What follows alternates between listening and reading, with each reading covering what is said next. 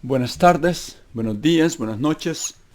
Este es Francisco de Ruiz de nuevo, teniendo una conversación con ustedes acerca de la filosofía de Spinoza.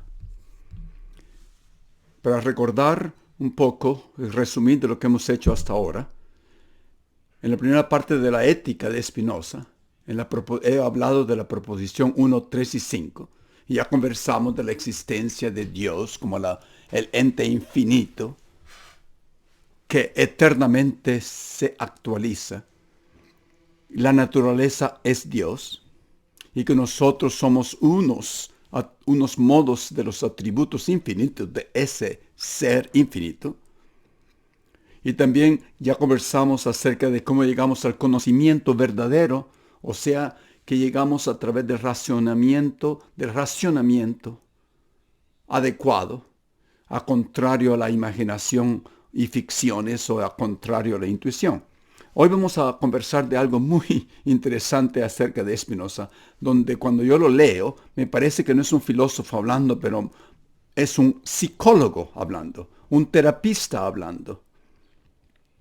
Y por eso yo me he hecho adicto a la filosofía de Spinoza, que recientemente he leído sus libros en latín y en español y en inglés, la ética principalmente.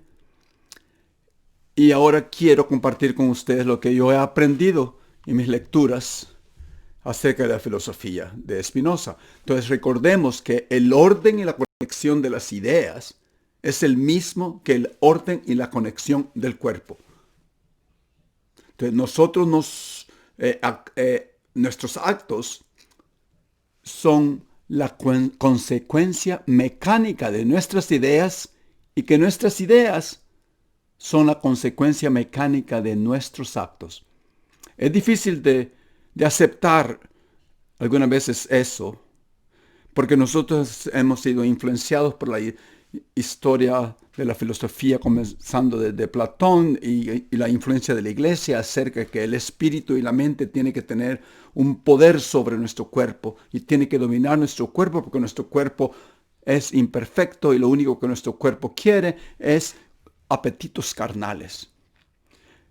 Y ese dualismo, la diferencia entre cuerpo y mente, ha sido divulgado por la iglesia y por todos los espiritualistas. Y por eso es difícil de aceptar aceptar para nosotros la filosofía de Spinoza, que dice no seamos ilógicos, no apliquemos leyes diferentes a la mente y leyes diferentes al cuerpo. Si los dos somos el hombre, una misma realidad, que una expresión de ese ente infinito que es Dios. Somos unos modos de Dios. Dios somos nosotros. Dios está en nosotros, en nuestra esencia. No podemos estar aplicando otras leyes que no sean las científicas leyes que gobiernan la realidad física. Ahora, nosotros sabemos que nosotros como hombres somos capaces de razonar, de usar nuestro raciocinio, pero al mismo tiempo somos sometidos a nuestras propias pasiones. Y Spinoza no puede ignorar eso, aunque él es un racionalista. Tiene que aceptar nuestros apetitos para discutirlos filosóficamente, pero como yo digo, parece más un psicólogo. Entonces, nosotros somos capaces de formarnos ideas verdaderas, pero también de sentir emociones activas, emociones pasivas, emociones que nos hacen feliz o otras emociones que nos hacen triste. Y también nosotros somos pronto a prejuzgar y también pronto a ser presa de deseos ciegos que nos conducen a no poder ver o no poder actuar de acuerdo con lo que exige nuestro propio interés, de acuerdo con nuestra propia esencia, con nuestro propio interés como somos, nuestro interés auténtico. En la parte tercera de la ética, Spinoza habla de algo que él llama afectos. Vamos a hablar acerca de esto. En la parte 4 habla de la servitud a esos afectos. Como les dije, parece un terapista o psicólogo. Entonces, Spinoza define la servitud en la introducción de la parte 4, porque yo voy a estar hablando de la 4 y la 3 intercambiablemente, de su opus magnum, la ética, como la impotencia humana a no poder dominar, a no poder domar unos afectos contrarios. Afectos contrarios. Después voy a definir lo que son afectos, pero en este momento escuchen solamente afectos. No estoy diciendo efectos, estoy diciendo afectos.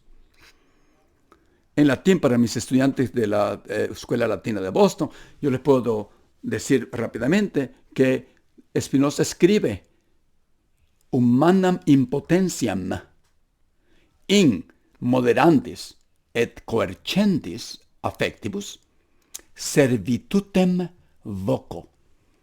Como en latín nos enseñaron que la palabra final es casi siempre el verbo. Voco, yo llamo, servitutem, yo llamo a la servitud, humanam impotentiam, una impotencia humana. ¿En qué? In moderandis en coercendis affectibus. En poder moderar y poder coartar unos afectos. En una traducción un poco más clara, no literalmente, seríamos que Spinoza cree que la servitud o la servidumbre, algunas veces se me mete el inglés y el latín, qué sé yo, pero yo creo que en español se dice servidumbre, a la impotencia humana para moderar y reprimir algunos afectos. Pues el hombre sometido a los afectos no es independiente, sino que está debajo la jurisdicción de la fortuna, dice Spinoza, cuyo poder sobre él llega hasta el punto que a menudo se siente obligado, aun viendo lo que es mejor para él, a hacer lo que es peor. El hombre en servitud, o sea, sumiso a los afectos, se encuentra en un punto donde él es forzado, aunque vea que es lo mejor para él, a hacer lo peor. Spinoza creo que leyó a Ovidio, porque Ovidio en su Metamorfosis, y algunas personas citan estas frases de Ovidio, que él decía que nosotros algunas veces queremos eso que no hacemos y hacemos eso que no queremos. Más específicamente, Ovidio escribía, me arrastra una nueva fuerza extraña. El deseo y la razón están tirando en diferentes direcciones. Veo el camino correcto y lo apruebo. Estoy de acuerdo. Pero sigo el camino equivocado. Es lo mismo que Spinoza dice cuando estamos debajo de la servidumbre de algunos afectos. Y esa es una de las preguntas centrales que Spinoza trata de contestar en la ética. Ahora, en la parte 3, Spinoza trata de más o menos definir la naturaleza de los afectos y lo que el hombre puede hacer para domarlos, desde el punto en que ellos sean visibles, en que podamos entender, desde el punto de que ellos puedan ser concebidos. Porque las dos cosas van paralelamente. La concepción de lo que le está pasando al cuerpo y lo que le pasa dando al cuerpo influye en nuestra concepción. Pero las dos son una realidad, que es el hombre. En el prefacio de la parte 3, Spinoza comienza a reflexionar acerca de lo que es un afecto. No está hablando de terapia, suena como terapia, pero él dice, reflexionemos nuestras emociones, nuestros afectos, nuestros apetitos, eso que nos entristece. Y lo primero que tenemos que hacer es tal vez examinar la etiología, examinar las causas de esos afectos. Tendríamos que hacer una investigación de las causas. Se trata entonces de comprender el fenómeno afectivo con el propósito de remediarlo. Él suena, como les dije, esta parte como la psicología, él suena más como modernamente la terapia cognitiva, donde uno a través del pensamiento uno ameliora los sufrimientos. Entonces, tratamos de comprender. Entonces, y Spinoza dice, no, estamos hablando de juzgar. Estamos tratando de tomar una posición neutra, objetiva. Entonces, aquí Spinoza, y hablo de eso porque aquí Spinoza rompe con una historia donde la actitud era moralizante, no que consistía en ver los efectos como vicios de la naturaleza humana, como poner al cuerpo humano como algo detestable, porque de lo único que podía pensar es de nuestros apetitos carnales. Spinoza está opuesto a todo eso. Y cito, Spinoza dice, deplora, ríe, menosvalúa la naturaleza humana o bien la convierte en mala. Estoy en contra de eso, Spinoza dice. Y la forma que Spinoza usa en varias demostraciones para caracterizar su posición filosófica y su posición con respecto a los afectos, dice, a esos hombres, yo me regreso a esos hombres que piensan que hay que reírse, porque no hay que reírse, dice. No hay que hacer el ridículo, ridiculizar los afectos. No hay que deplorar, no hay que detestar, sino comprender. Entonces, quiero ver a los que prefieren, él dice, tocando a los efectos y actos humanos, detectarlos y ridiculizarlos, más bien que entenderlos lo que deberían de estar haciendo. En inglés, en latín es nam ad illos revertere volo revertere, quiero regresar a ellos. ¿A quiénes aquí hominum affectus e acciones detestare vel ridere? A esos que detestare detestan, o ridere, o ridiculizan los afectos del cuerpo humano, en lugar de comprenderlos. Entonces, Spinoza rompe con esa tradición filosófica, y estoy seguro que ustedes se pueden identificar con esto, esta posición filosófica tradicional que habla de pasiones, como hacen nosotros, ¿no? Estos filósofos tradicionales históricamente, de los afectos del ser humano. Y la pasión, ¿qué es la pasión? Como habla de la pasión, es considerada como una enfermedad del alma, del cuerpo, y enfermedad del alma a causa del cuerpo, porque el cuerpo lo único que piensa son en excesos, ¿eh? Y el cuerpo se veía como responsable. Pasión viene de la palabra patos, griega, no es latín. Entonces viene de ¿qué quiere decir pato? Patología, ¿qué quiere decir pato? Sufrimiento.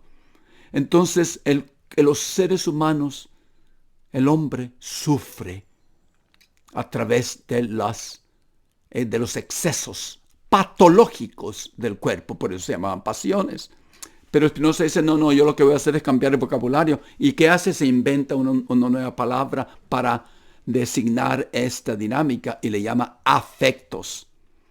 Porque la pasión es muy mórbida, decía. Y de ahí viene la palabra afectos de Spinoza. Los afectos es un movimiento, es una modificación que pasa en nosotros, en el mundo afectivo del hombre. Yo creo que fue el primer filósofo de usar la palabra afectos para denotar pasiones. Y el afecto es todo aquello que modifica al hombre. Spinoza divide a los afectos como algunas acciones que son tristes y otras acciones que son alegres. Después vamos a explicar eso un poco en detalle, pero unos que son problemáticos y otros que no son problemáticos. Los problemáticos son los que se acercan más a las pasiones. Pero su vocabulario tiene como propósito el de quitarle el sentido funesto y dramático a la palabra pasión y pretende demostrar que toda la vida afectiva de nosotros nos reduce a una actividad pasional. Pero la pasión o estos afectos pueden mostrar también felizmente.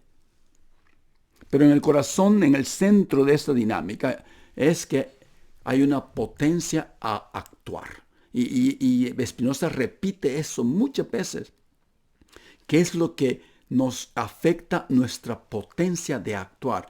Y tiene un significado bien específico para Spinoza, esa potencia de actuar.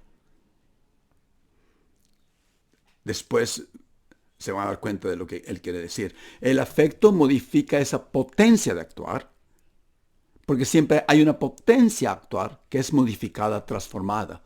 Entonces, la vida afectiva tiene dos formas, una activa y una pasiva, como dije antes, pero el espíritu y el cuerpo actúan juntos. Eso es lo importante que entender. No actúan separados, como decían históricamente los otros filósofos, especialmente Descartes, con su dualismo. El hombre es una cosa, ¿ah? Y lo vemos como, y el hombre no importa si lo vemos como un cuerpo que tiene extensión física, se acuerda extensión física, como decía Descartes, y ocupa un espacio, supuesto a la mente que piensa, y es otra clase de atributo. Entonces, o lo vemos como una cosa espiritual, es lo mismo. Estamos hablando de concebir al hombre, que se puede entender como algo físico o algo psíquico. Pero son las dos cosas juntas. Por afectos entiendo, dice Spinoza, las afecciones del cuerpo por las cuales aumenta o disminuye, es favorecida o perjudicada la potencia de obrar de ese mismo cuerpo. Y entiendo, dice, al mismo tiempo, las ideas de esas afecciones, las dos cosas juntas. Entonces estamos hablando de una realidad psicofísica. Porque hay una modificación corporal que está junta con una idea de esa modificación.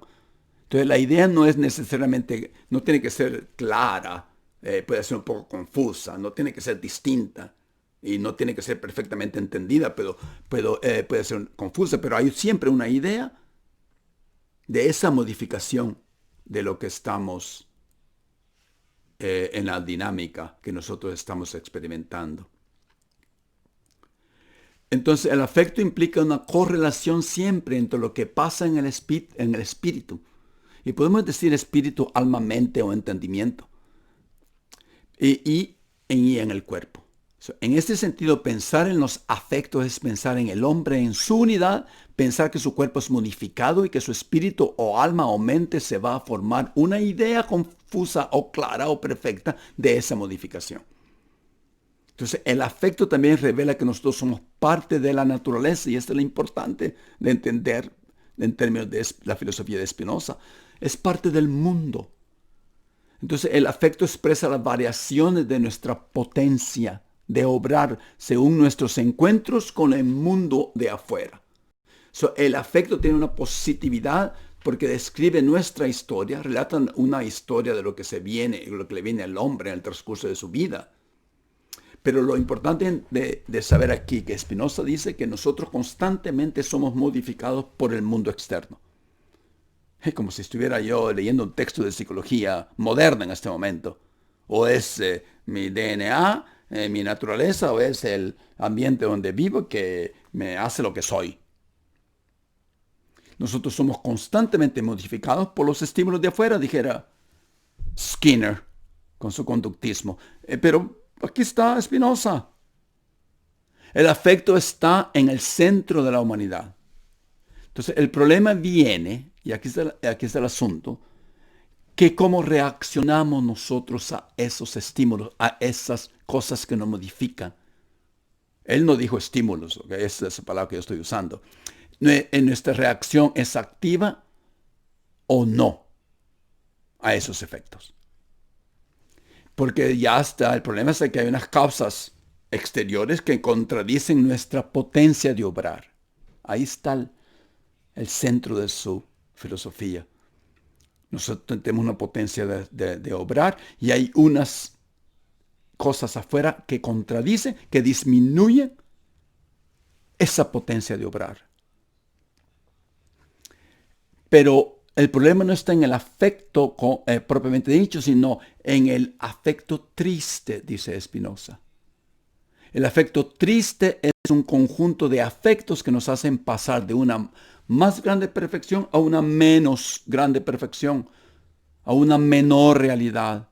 O sea, afectos que disminuyen, que reducen nuestra capacidad de obrar, o sea, nuestra fuerza, nuestro vigor, nuestra potencia para seguir existiendo.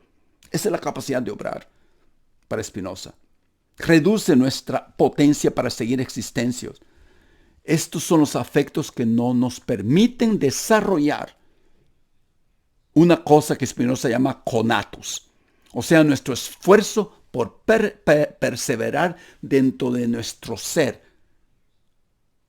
¿No? El afecto negativo, como la tristeza que él llama, los afectos tristes, frena nuestro esfuerzo, nos reduce, de tal manera que nuestra potencia disminuye.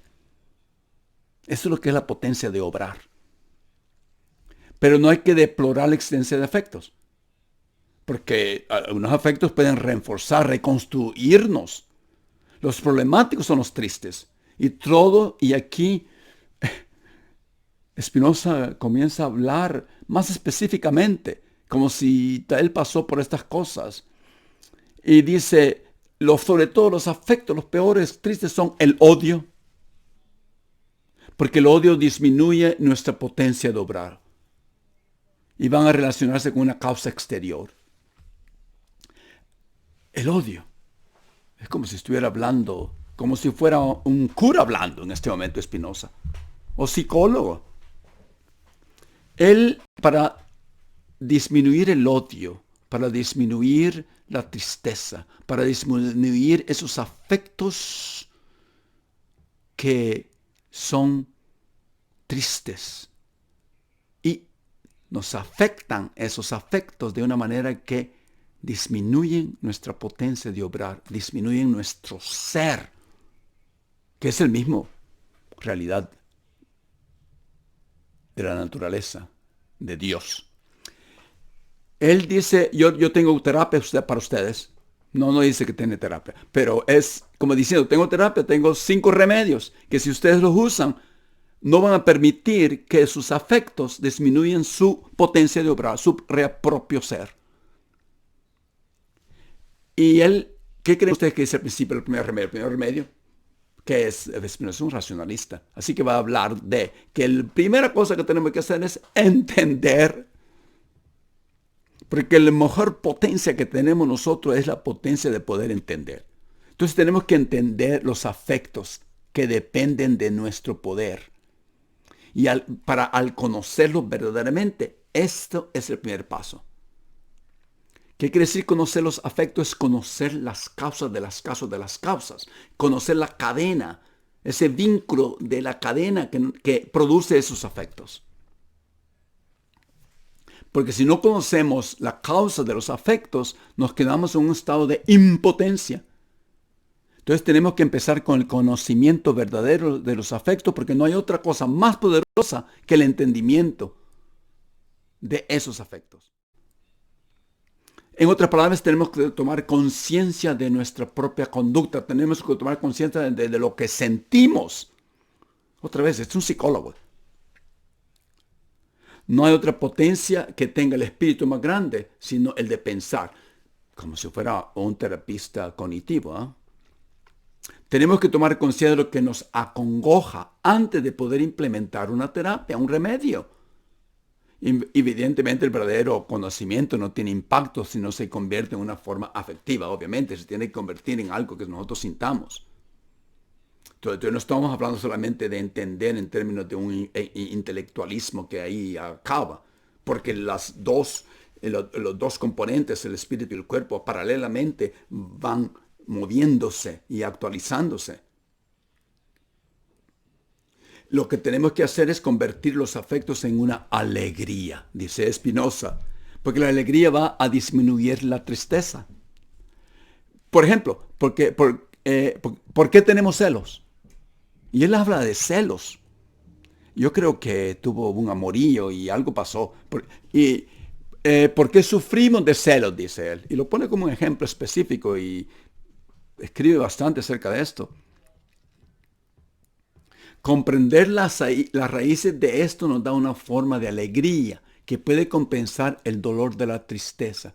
Me imagino que él trató de comprender por qué una mujer se acostó con otro. Esto es lo que yo creo. Y el conocimiento no es suficiente para esto, es el primer paso, entenderlo. El segundo remedio de él es que tenemos que separarnos de la causa exterior triste que nos afecta y que nos destruye. Esa causa puede ser un pretexto, una causa ocasional, no la causa real de nuestro sufrimiento. Entonces el remedio aquí está, el trabajo principal es en una disasociación. Es como si estuviéramos hablando de conductismo de Skinner y lo que refuerza la conducta, que estamos hablando de una que asociamos lo que refuerza la conducta, después la conducta cambia. Y si lo rompemos el vínculo, el lazo, entonces la conducta disminuye. Y de eso está hablando Spinoza.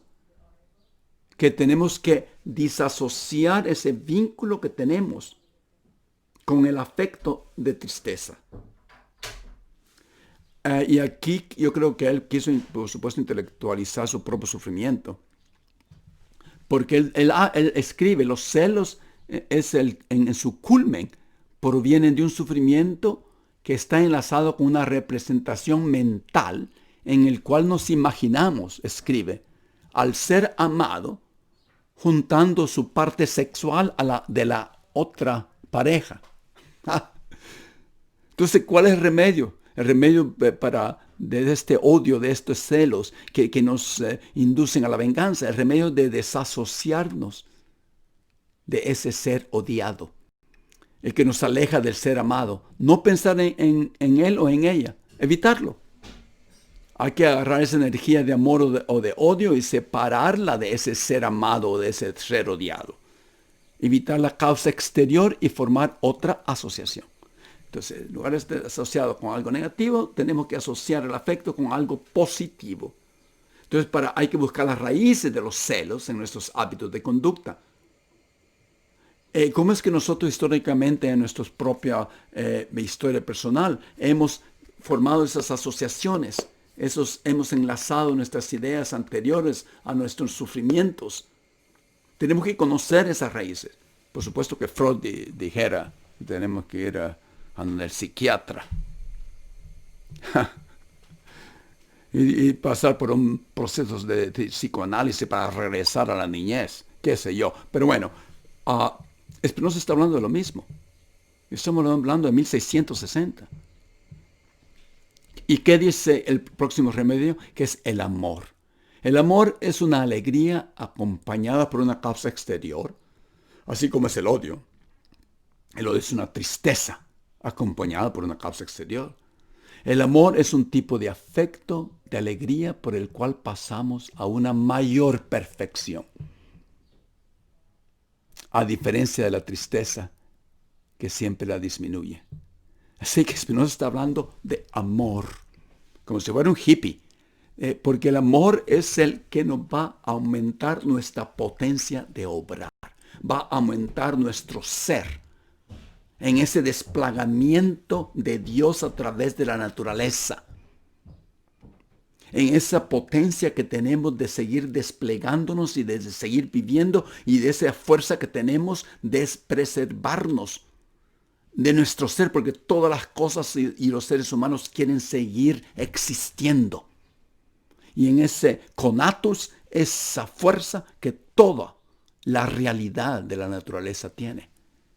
Eso es Dios. Pero, por supuesto, hay algunos problemitas con nosotros, porque nosotros somos finitos. Y somos conscientes que somos finitos. Y aunque queramos seguir preservando nuestro ser, esa potencia, ese deseo en nosotros de seguir existiendo, y que el amor nos ayuda. Pero algunas veces el mundo de afuera va a ser tan fuerte, y es mucho más fuerte que nosotros, que morimos, aunque queramos seguir existiendo. Entonces la tristeza, que es el odio, como dije, disminuye, reprime la potencia de obrar de nosotros. No hay que odiar. La tristeza disminuye el esfuerzo que el hombre realiza por preservar su ser, y de esta suerte es contraria a ese esfuerzo de alegría, de preservar nuestro ser. Empobrece nuestro ser. Entonces la alegría, el amor favorece la potencia del hombre. Yo sé que nuestra potencia es limitada, somos seres limitados, no somos infinitos. Por eso estamos nosotros siempre sometidos a las fuerzas de nuestros afectos, de nuestras pasiones, de las causas exteriores, porque somos parte de esa naturaleza. Pero como somos limitados, por eso es que nosotros padecemos. Todas estas pasiones, todas estas tristezas transforman, modifican nuestro cuerpo. Aquello que amamos, queremos que nos ame para continuar nuestro conatos. El amor siempre aumenta nuestra potencia. Esa es la solución de Spinoza. Qué gran filósofo, qué gran psicólogo. Esos son los afectos. Sigamos amando. Sigamos tratando de entender nuestros afectos y las raíces de nuestros afectos, y de tratar de asociarlos con algo alegre para que podamos llegar a nuestra propia potencialidad de nuestro propio ser. Gracias, y después vamos a hablar de la libertad en el próximo episodio. Buenas noches, este ha sido Francisco Ruiz.